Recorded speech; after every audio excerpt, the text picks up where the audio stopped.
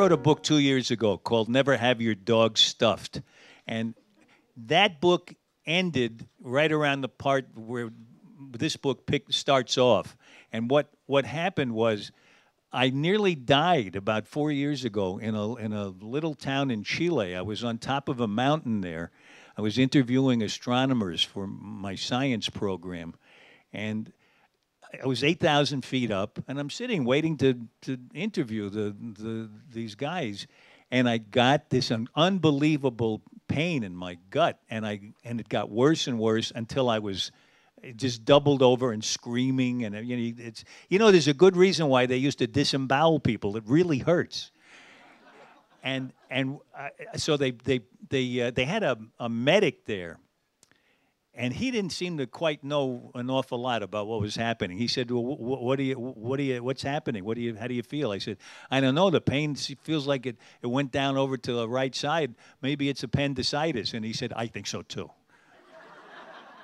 So it's kind of like it didn't give me much confidence. So they put me in this ambulance that looked like one of the ambulances we used to have in MASH. It was this really old 1940-something ambulance, and they took me down for an hour and a half, bumping down this mountain road to this little hospital in this small town called La Serena. And fortunately, there was a doctor there who knew what was wrong with me, and he was an expert in this. And he said, what's happened is that some of your intestine has gone bad. There was about a yard of my intestine that was dead. And he said, some of it's gone bad, and we have to cut out the bad part and sew the two good ends together. And I said, "Oh, you're going to do an end-to-end anastomosis." He said, "How do you know that?" I said, "Oh, I did many of them on MASH." And so he operated on me, and well, the way the story ended, I lived. And I was really, really, oh, thank you very much. That's first hand I got for just being alive. That was good. So I was really glad. I was so euphoric about being alive. I wanted, and this is where the new book picks up, I really wanted to figure out how to get the most out of this new life that I had been handed, this one for free.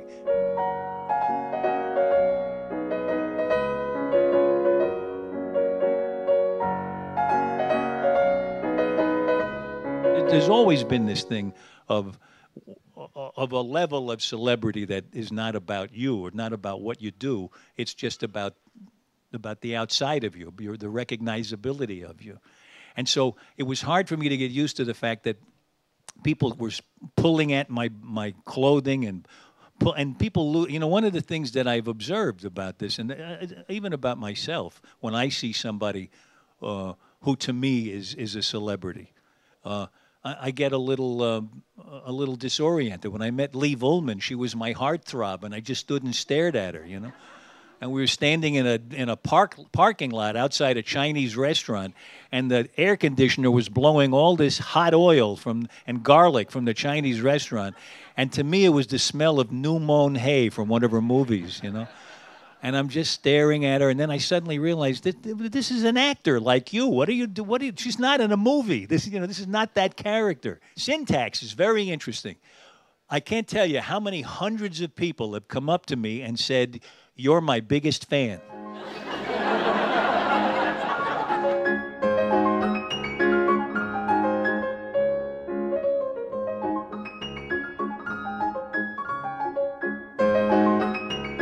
The funniest things are truthful, and you gotta really focus in on not how you look at the world stereotypically, but how the world really is, and see how cockeyed that is, and humanize that, personalize that. So it's really hard to do. But I don't know when it occurred to me, but little by little it started to appeal to me that people could give up their defenses when they were laughing.